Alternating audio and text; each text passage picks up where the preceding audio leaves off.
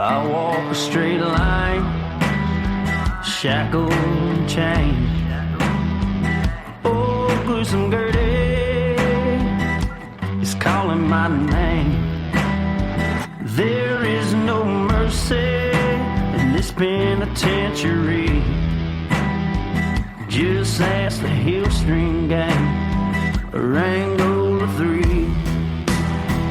I'm here for life, I'm here to die. Inside these walls, inside the wire. And when the wolf cries, I know it's over. Oh, bloody Angola. Oh, bloody Angola.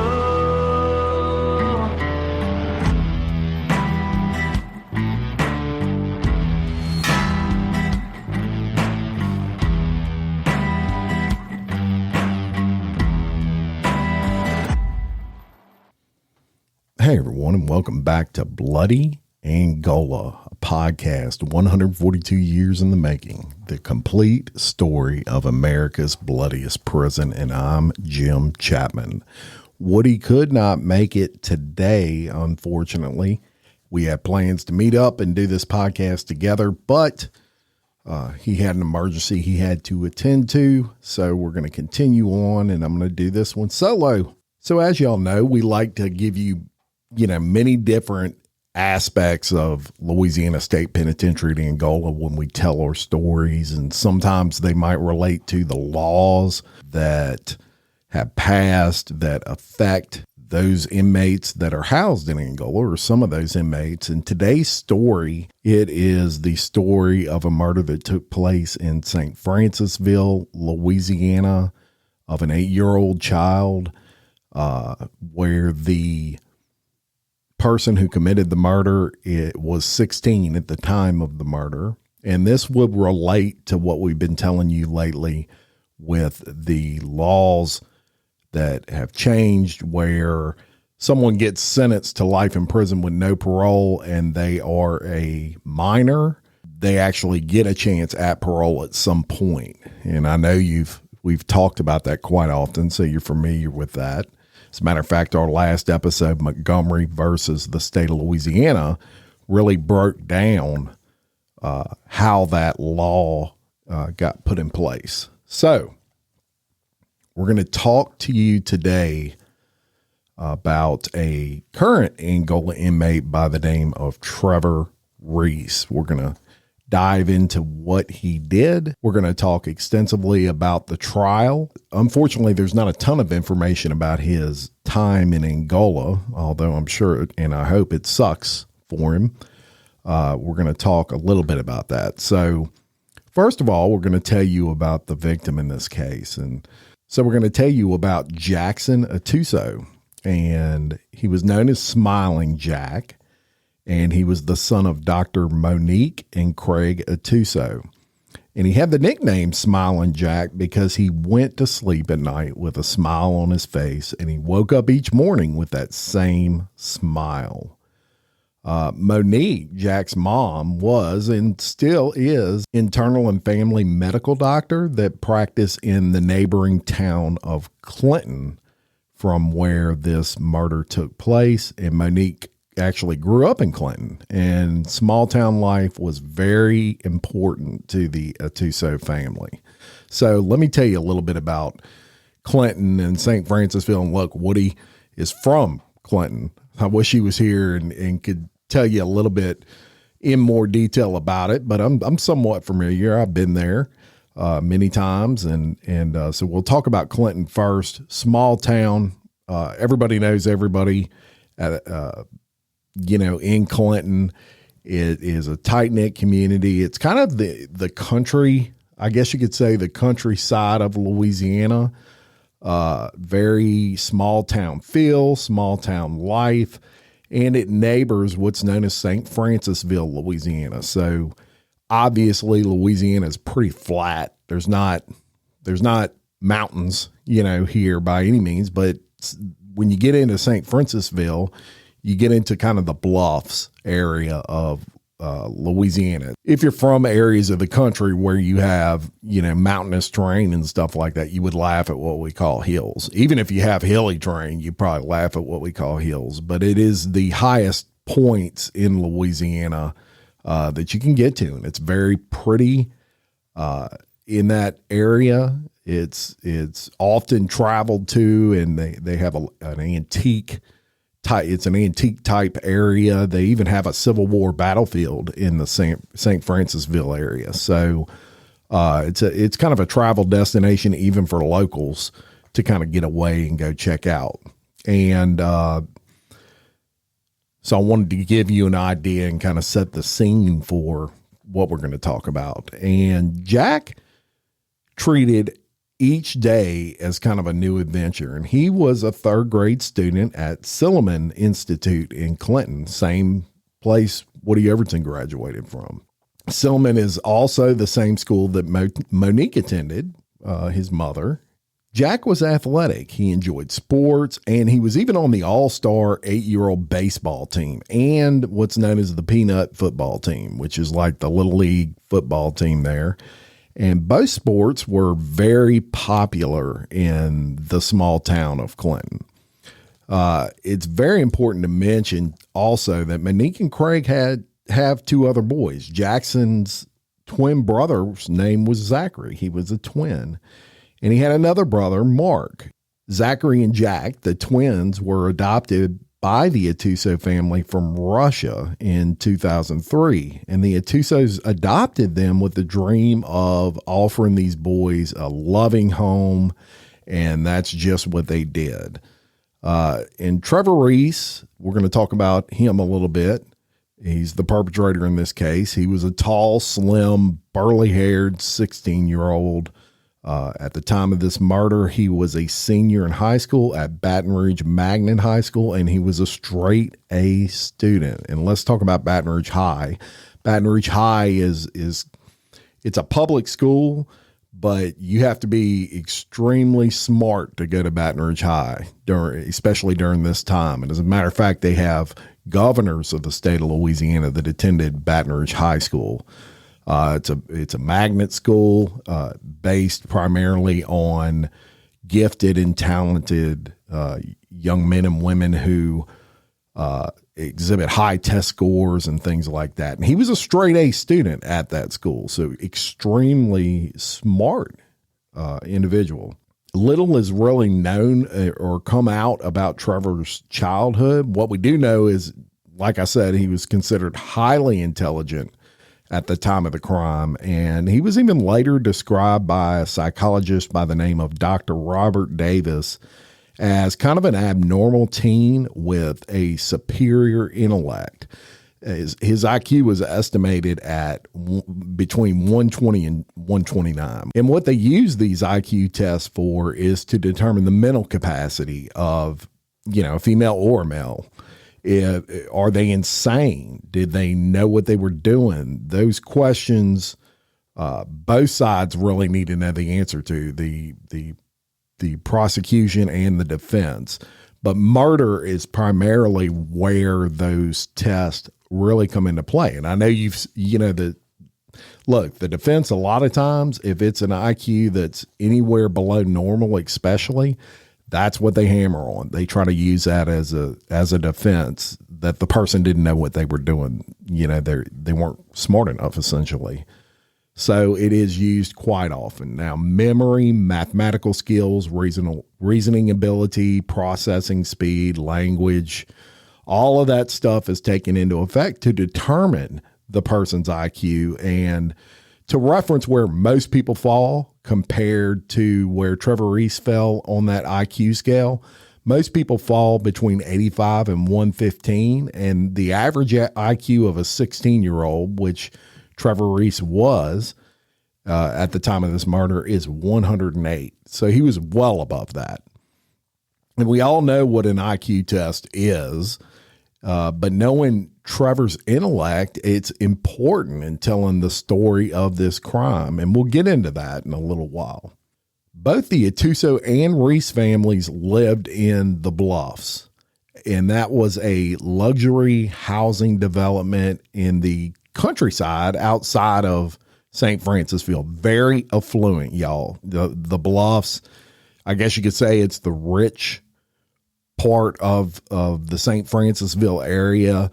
Affluent homes, big homes, beautiful out there. And a lot of people, as a matter of fact, that are retired will retire to St. Francisville, and they'll buy a house in the Bluffs, and it's just beautiful. You know, a lot of people envied that area. They wanted to live there, but few could, and people would visit from all over the country actually to play the Arnold Palmer designed golf course that really set the Bluffs off as the place to go and the place to be. It's a beautiful golf course. I played there several times myself, and the area is really covered with these hardwood forests. They have creeks that free flow in this area, and they have even these interconnecting ponds. And the residents, what they like to do when you live in the Bluffs is they love these walking trails. Even if you're not living in that area, you'll go to the Bluffs area just to use those walking trails. It's just beautiful, y'all. But, you know, the Bluffs wasn't only known for its beautiful walking trails and all that, its beautiful scenery. It was also known and sought after for its sense of security that it offered. Residents had a really great sense of community. They looked after one another, and that wasn't too hard to do. The crime rate was extremely low in the Bluffs, especially during this time, but still is. In fact, according to crime stats, at that time, there were 2 murders in St. Francisville for that entire year of 2010. 44 violent crimes, 8 robberies, 8 stolen cars, and 22 burglaries. And it's a huge area, so that's really nothing. And it just doesn't cover the Bluffs. It covers the entire St. Francisville area. So there was a feeling of safety. Let's put it this way. People did not worry about safety when you lived there. So we're going to take you to the day that this horrific event happened. And on this day, which was June 10th of 2010, the weather was what you would consider a typical summer day in Louisiana. The low was 77 degrees and the high was 93. It was hot, but in St. Francisville, especially in the Bluffs area, you're surrounded by these huge trees, these hardwood trees. So there's a lot of shade. So it's kind of comfortable. It was partly cloudy, which made it even a little bit more comfortable. And it was just a great day to be outside. And riding bikes on those trails is what Miss Monique and her sons decided to do. They woke up. It's going to be great weather. It's not going to rain. You're going to have a little bit of clouds. It'd be a great day to ride those bikes. And so they decided to do that. Now, little did they know that Trevor Reese, he also planned on spending time outdoors. And he had something else planned, and it was something that would sadly and tragically alter all of their lives forever. And the actions that Trevor took that day, it devastated not only that family, but the communities of St. Francisville and Clinton. Everybody was shaken, and even to this day, y'all, they still are. Some describe the day, as a matter of fact, of something out of Grimm's fairy tales. A child goes into the woods and a monster's hiding in the bushes, and that monster kills him. So sometime in the afternoon, Monique, her boys, and some other friends, they decide to ride their bikes along those trails in the Bluffs. And hiding in the bushes along that trail was Trevor. 16-year-old Trevor Reese. His weapon of choice, a box cutter. Monique allowed Jack to ride a little bit ahead of her, and they rode single file, not side by side. And the reason for that is you might would have people coming the other direction on bikes and going towards you. So, you want to give room for somebody to pass you. So they didn't ride side by side. They rode single file, and Jack, being the youngest, wanted to lead, right? And he's athletic, and he's wanting to lead that group of family. So he rides ahead of her, and they were in that group. Now, although there was not a lot of details on everything that transpired, there was a report that someone had told of riding ahead of the group, and they actually saw Trevor standing on the side of the trail. He was wearing a backpack, and he was holding something in his hand as they passed by. Of course, they did not realize until a few seconds later why he was there. And Trevor Reese didn't waste any time. When he saw Jack riding closer and closer to him, he attacks Jack. And Jack fought. Even as an 8-year-old child, he fought. In fact, Trevor had to chase him after Jack got away from him at one point.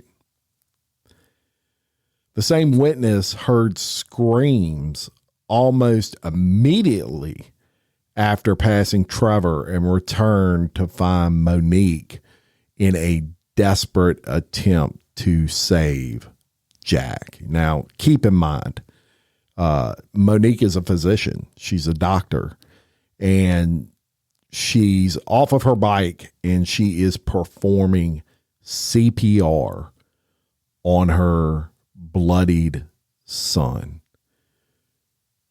Absolutely disgusting.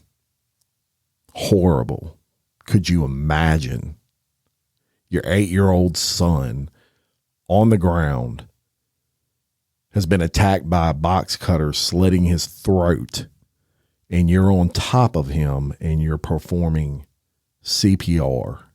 Now, during this time, Trevor walks out of the woods, and he asks a carpenter who was doing construction on a house in the neighborhood, in the Bluffs neighborhood. This carpenter is, putting in floors or whatever, and in walks Trevor Reese, who just murdered an 8-year-old child, and he's only 16 at this time. He has blood all over his clothing, and he tells that carpenter to dial 911 that he had just stabbed someone. And later on, it was reported that one of the workers asked Trevor, why? Why did you stab someone? And you're not going to believe what Trevor Reese responds with. He says, because he was the first one there. That was his response. Wow. What an asshole. So Jack was stabbed repeatedly in the front and the back with that box cutter, and his neck was so severely cut, he was almost decapitated. So Trevor is obviously quickly arrested. I mean, he went straight to that carpenter's construction house and tells on himself. He wasn't trying to hide, obviously, and he gets arrested, and he is brought to the West Feliciana Parish Prison. And, the police start collecting evidence. Now, it was later determined that Jack's blood was found on Trevor's clothing. It was found on what he was wearing. It was found on the knife, and even on the trail. So they had him, busted. I mean, there was no way out of this. Of course, he told on himself anyway, but they had evidence, so no one could say, this kid's crazy and was just trying to take credit for this. He saw it or something and was trying to take credit for it. No, he DNA all over him. That's how horrific this was. And meanwhile, Jack is fighting for his life, and he's rushed to the West Feliciana Parish Hospital, where sadly and tragically he is pronounced dead. So news travels fast in small towns. We all know that. And everybody hears about this in, short time. And the next day, which was Friday, June 11th of 2010, District Judge William Carmichael rules that due to the nature of the crime and the fact that Trevor would be turning 17 in very short order, he was eligible for prosecution as an adult and ordered Trevor to be held without bail, at least until the grand jury hearing, which was the next week. It was also ruled because of his age that he would not face the death penalty. So the following Thursday, a state grand jury formally charges Trevor Reese with first-degree murder, and they set an arraignment, and that arraignment was continued until Thursday, July 8th. So what happens, Trevor Reese gets an attorney, and he gets an attorney by the name of Louis Unglesby. And let me tell you all about Louis Unglesby. Louis Unglesby is a amazing defense attorney, has a big reputation, and he is a no joke defense attorney. I don't know if he took this, he's very expensive. And I don't know if he took this case pro bono or if he took this case for money, but he is hired to represent Trevor Reese. And Unglesby cites a previously scheduled court appearance that will prevent him from appearing on June 24th, which was when they originally had the arraignment. So that's why, incidentally, they moved that they had a continuance to Thursday, July 8th. And the district attorney for that area was a gentleman by the name of Sam DeQuilla. And he was opposed to that continuance, but he fought it, and they allowed that continuance to happen. And on July 8th, he gets arraigned. Unglesby obviously enters a plea of not guilty by reason of insanity for Trevor Reese. And that's typical. You're never going to plead guilty without a trial to life in prison. Never, ever, ever is that going to happen. And almost in every situation where it's a situation like what I just presented you, they're going to try to use an insanity defense. And Trevor Reese just holds his head down, and he had his hands and feet shackled during this arraignment and didn't say a whole lot. Well, he didn't say anything. Trevor's parents, Derek and Lisa, they were quiet as they were escorted from the courthouse. Unglesby stated that the case has never been about what happened, but why it happened. That was Unglesby's version of it. I would challenge that, and I would say it's all about what happened. This horrific, horrible murder of this 8-year-old, that kind of infuriates me, that particular statement, but that's what he said. I couldn't imagine being his parents. The parents of Trevor Reese, I'm sure they were shocked as well. And what he says many times on the show, and I say on the show that, the victims branch far out. The families are victims too on both sides. And I don't know these people, but, I couldn't imagine my child doing something like that and having to deal with that if they were in fact good people. So during that kind of continuous there between June 24th and July 8th, there was some psychological testing done. And of course, Unglesby had that done because they're going with that insanity defense. And so they have to do these psychological tests to prove that he's crazy, right?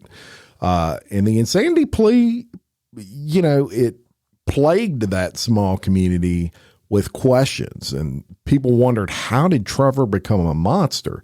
Did Trevor kill Jack because of video games? That was a question. And what could his parents have done differently? Were there signs? Was he acting strange? Did he post things on social media? The murder was talked about on the national news. That's how big this was, y'all. Fox News was covering this. People had questions, especially about the insanity plea, and they wanted answers. Everybody was talking. This was a huge case because it involved just this precious child. And honestly, the individual that did the killing was not your typical what you would think of as a murderer.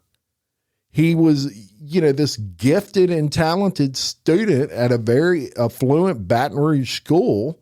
His, for all intents and purposes, came from a good family. They lived in a very affluent area of, St. Francisville, Louisiana. So obviously they had money, and this happens.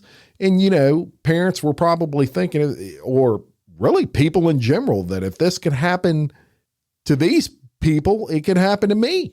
I mean, people were up in arms over this thing, and rightfully so. So various dates for pretrial and trial were set, moved. Of course, anytime you have these, especially high profile murder cases, it takes forever, sadly, for the wheels of justice to turn. Now, on March 14th of 2013, Trevor drops his insanity defense and he pleads guilty to second-degree murder. Interestingly enough, he was scheduled to go on trial the following Monday for first-degree murder, but he ends up, he's dead to rights. He cops a plea and he takes a second-degree murder charge instead of first-degree murder. Now, interestingly enough, even beyond that, is at that particular time when he did that, he didn't really get anything out of it because second degree and first degree in the eyes of the Louisiana law were identical in the sentencing that you would get. They're both life in prison. So I'm not, 100% clear why he took that plea. And of course, he didn't have any risk of the death penalty, where with first degree murder, they could go for the death penalty. It was well known that they weren't seeking the death penalty anyway. They were just seeking life in prison. So that kind of puzzled me a little bit. Now, in our prior episodes, we talked a little bit about the juvenile sentencing. And actually in 2012, when Trevor was still, obviously he hadn't had his court date yet. And the Supreme Court, they ruled that mandating a life sentence without consideration of the possibility of parole would be unconstitutional when the murder was committed by a juvenile. So that was the federal law. Louisiana hadn't adopted that yet, but they were looking at adopting it. And we've covered all this in prior episodes. So go listen to those if you can. But that came into play here. And Judge Carmichael, when he sentenced Trevor Reese, he took that into consideration. He took into consideration that new Supreme Court ruling. And he also questioned Trevor about that change in plea. He wanted to make sure that Trevor understood that the hearing could still result in a life sentence and hard labor, for the rest of his life. And because he was like me, he probably couldn't understand why he would take a plea to second degree murder when the sentence is going to be the same. But Trevor responds to each question, yes, sir. And Judge Carmichael also poses the same questions to Lewis Unglesby and Lance Unglesby, which both attorneys, and they reply that they also understood that. So Judge Carmichael then explained that the state and defense could call witnesses during the hearing to present what attorneys believe is evidence the court should consider in deciding on that sentence. District Attorney DeQuilla at that time mentioned that Monique, Jack's mother, may want to give a victim's impact statement during that hearing. So let's get into a little bit of the psychology. And they had a guy by the name of Dr. Robert Davis, and he examined Trevor shortly after the murder. And his findings were that Trevor was an abnormal teen who had a superior intellect, as we told you, an IQ between 120 and 129. And he went on to say that after the murder, Reese was emotionally crushed and intellectually confused. That was his words. He said he did not feel the excitement he expected to feel.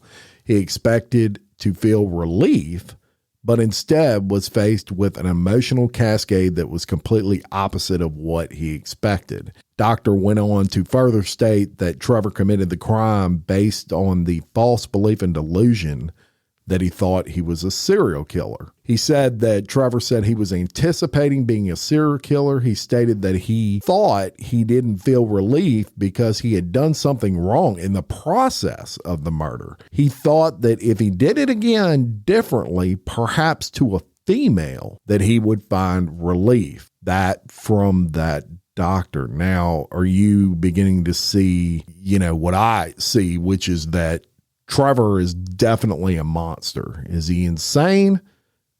I don't think so. But he's definitely a monster. And another witness, the court-appointed psychiatrist, Dr. George Sadin, added to Dr. Davis's line of thinking. And he stated that he was troubled by the fact that Trevor showed no remorse. He showed remorse, y'all, for the fact that he didn't feel like he thought he would feel after the murder, but he didn't show remorse for the murder. And he said the absence of remorse is a predictor of repeating that behavior. Most people feel guilt that inhibits them from doing it again. It isn't the doing of wrong that worries me. Good people do wrong things. It's just how we process those things afterward. That from Dr. Sadin. And I think he's top notch on that thought. That is the troubling thing. Is he wants to do it again because it didn't come out like he expected it would. He didn't say, I don't want to do it again because I feel horrible about it. That should tell you a lot. And Sadin continued on, and he said the outcome of the murder was inconsistent with his plan. He expected to feel good afterwards, and he was disappointed when he didn't. He knew that what he had done was wrong, but he didn't have remorse. He was mad at himself because he thought he had not committed the murder in the correct way to garner the expected emotional result. And that was Dr. Sadin's thoughts. Wow. Now, in lieu of Miss Monique giving her own impact statement, Dr. D'Aquila called Dr. Owen Scott, who was Monique's therapist, to make a statement on her behalf. Think about it, y'all.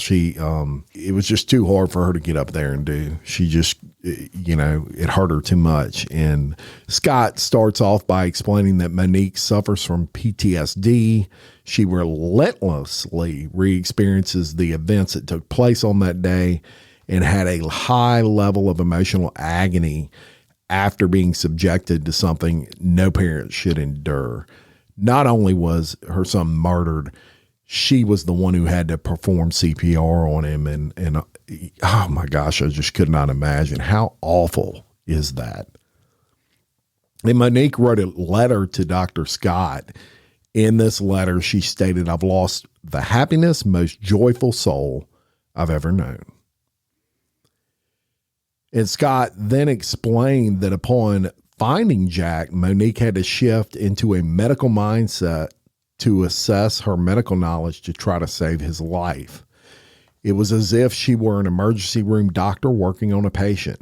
So instead of being able to respond to Jackson in the last moments of his life as a loving mother, she was forced to react as a doctor to an impossibly terrible situation. Wow, that gives me goosebumps. So not only did Trevor take her child, he took her ability to love on and care for her son in his final moments. And Scott goes on to say that she wants you to know that Jackson wasn't left unsupervised. He was right ahead of her, and Jackson was just in the wrong place at the wrong time. Monique now realizes there was nothing she could have done, regardless of medical equipment, because Jackson's neck was partially severed, except for his spine. So his spine was the only thing keeping his head on.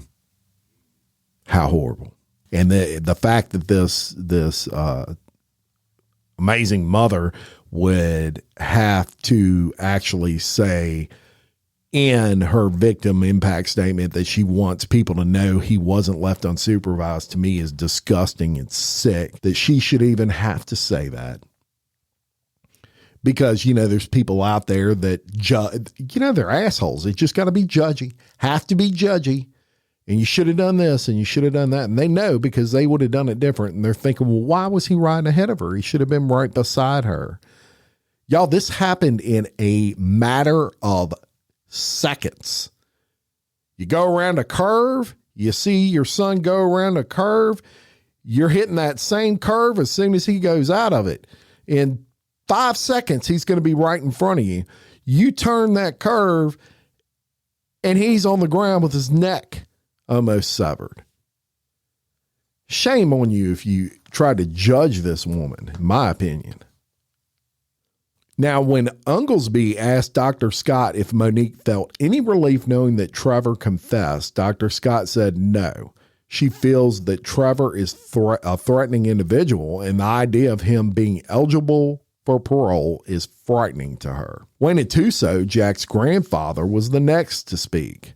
His victim impact statement, y'all, was heart-wrenching. First, he asked D.A. D'Aquila to give Trevor a picture of Jackson. He then stated, "I want you to stare at that picture because you will see that face when you wake up every morning, at times during the day, before you go to sleep at night, and actually for the rest of your life. This is the curse that I put on you." You knew nothing about Jack. He was a little boy who loved life.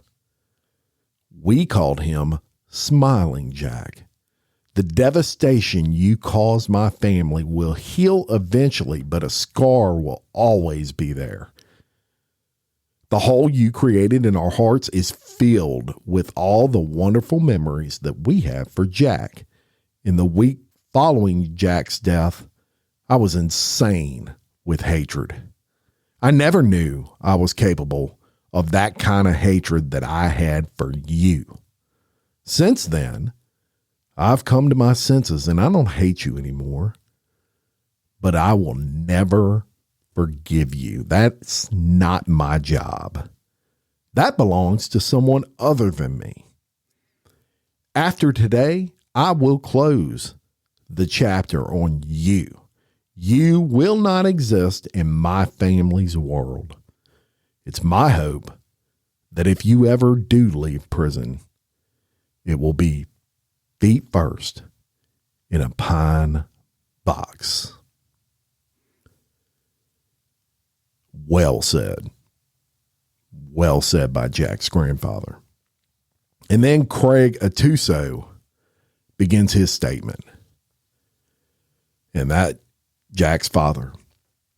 And he's visibly shaking, y'all, when he gets up there and he says, "Watching my wife over the last 3 years has certainly been difficult, painful.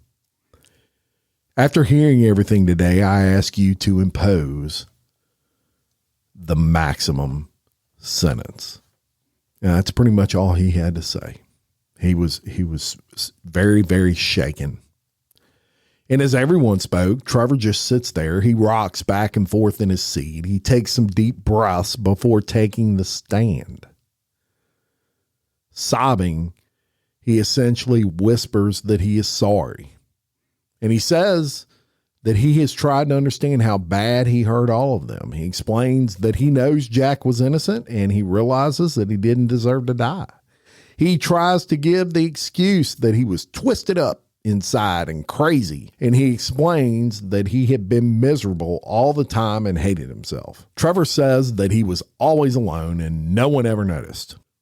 When Unglesby asked why he didn't ask for help, Trevor said he didn't want anyone to know the thoughts that were in his head. He said people would hate him if they knew the thoughts were in his head, and now people do know, and people do hate him. He goes on to explain that he watched movies about murder because he felt similarities with the murders and thought that was significant. I really felt like I was that kind of person, he said. He thought he had to be like them to be successful. He thought about killing all the time. It was like it was meant to be, fated. You don't get to choose what person you are. I wouldn't have these thoughts if I weren't really this kind of person. But the second it happened, I wanted to take it back. I know I'm not a serial killer. I know myself better now. I can't hurt again. He then states that he would kill himself to bring back Jack.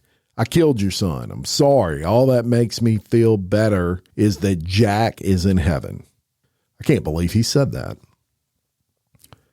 D'Aquila then asked Trevor what would happen if he got out, and Trevor replied that he did not want to get out until he goes to hell. D'Aquila then says, you can save us all some time by just saying you want to go to jail for the rest of your life. And of course, Oglesby immediately objects, and D'Aquila then asks Trevor what happened that day. And Trevor responds, I attacked him because he was weaker than me. I'm a weak person. I cut up both my knees while kneeling over him because he was fighting so hard. I took Jackson's choices away. I'm ashamed. I stood by the trail and just waited for him to go by. Nothing was going through my mind. It was just actions. I told the doctors and the police the truth about what I was feeling at the time, but that's not how I feel anymore. It changes. The truth changes. And Wayne Atuso, that grandfather, very highly emotional, stood up and said, look at me, boy, to a gasp in the courtroom. And finally, Trevor's dad, Derek, was last. He said the death was senseless and his family was sorry for all the pain that it had caused. Derek then says, I failed my son. Everyone tells me that Trevor did this in spite of the way I raised him, not because of it. I understand that, but the guilt and the shame will never go away. Wayne, I accept your curse. I'm the dad. He's my son. It's my responsibility. We are so ashamed. And Derek ended by speaking about the hope for the world and a few final thoughts for Trevor. Judge Carmichael sentenced Trevor to life behind bars without the benefit of parole, probation, or suspension of sentence. And Trevor was taken to Angola, bloody Angola, for life. And I want to say something real quick on Derek, the father, and I touched on that earlier, but there are victims on both sides sometimes in these cases. And this is one. And, you know, my heart goes out to his dad too, I guess, because I'm a dad. And I couldn't imagine the guilt and just, it makes me want to throw up thinking about if my son had done something horrific like that. I just couldn't imagine. He seems like a good person and had no answers.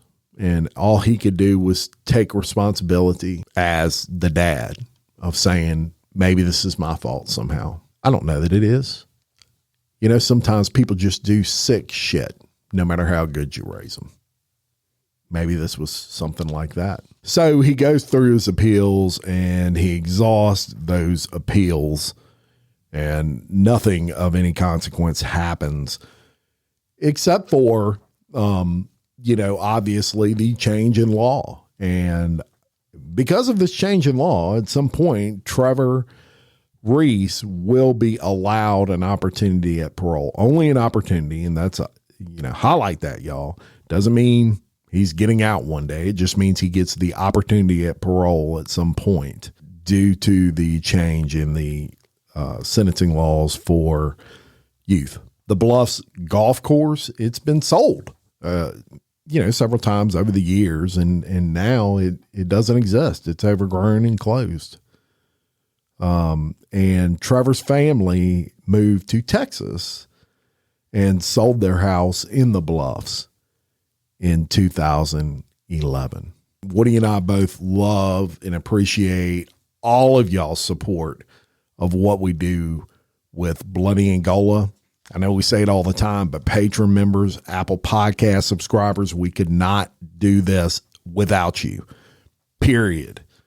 Thank you so much for your constant support of everything that we do to bring you the history and some of the stories of the inmates of Louisiana's bloodiest prison. And until next time, I'm Jim Chapman, and for Woody Overton, we're your host of Bloody Angola, a podcast 142 years in the making, the complete story of America's bloodiest prison. Peace.